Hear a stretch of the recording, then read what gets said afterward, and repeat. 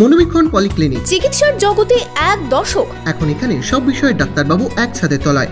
Phone করুন 7477799515 এই নম্বরে।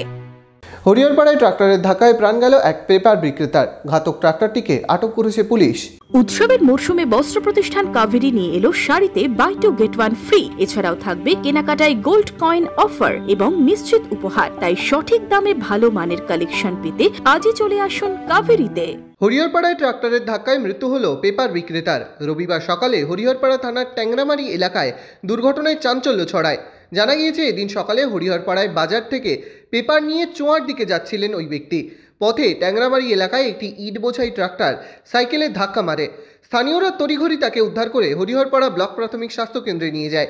সেখান থেকে মুর্শিদাবাদ মেডিকেল কলেজ হাসপাতালে স্থানান্তরিত করা হলে মৃত্যু হয় তার। মৃতের নাম কাজী আশরাফুল। ঘাতক ট্রাক্টরটিকে আটক করেছে পুলিশ। পেপার দিতে গেছিল সকালবেলায় ট্যাংরামারিতে, সাইকেলে করে দিয়ে ট্রাক্টরের সঙ্গে অ্যাক্সিডেন্ট হয়েছে। হ্যাঁ, পেপার ওই 7:30 8টা।